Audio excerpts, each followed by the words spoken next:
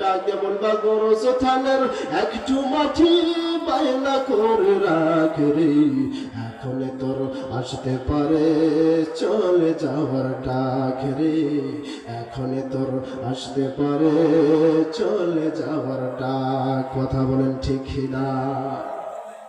সবসময় আপনাকে আমাকে কি করতে হবে? গোরস্থানের মাটি বায়না করে রাখতে হবে, কারণ কখন আমার মৃত্যুটা এসে যায়, কখন জানে আমাকে কবরে রাখে।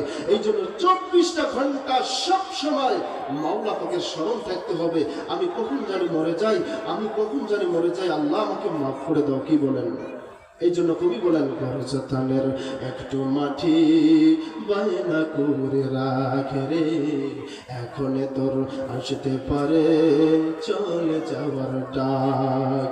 আতর গোলাপ সুরমা চন্দন, আতর গোলাপ সুরমা চন্দন, কাফন নামের দেহ বন্ধন, আলমারিতে রাখ রে তুলে, এখন তোর আসতে পারে চলে যাওয়ার ডাক রে, এখন তোর আসতে পারে চলে যাওয়ার ডাক। কথা বলেন ঠিক কিনা?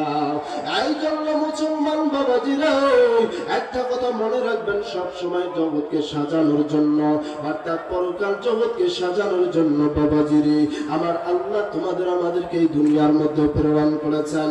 এই দুনিয়া সাজানোর জন্য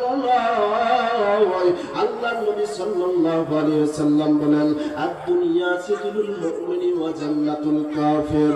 ও আমার উম্মতেরা শুনে নাও, আমার আল্লাহ রাব্বুল আলামিন এই দুনিয়াটা উম্মতের জন্য কেমন বানিয়েছেন, মুসলমানদের জন্য কেমন বানিয়েছেন।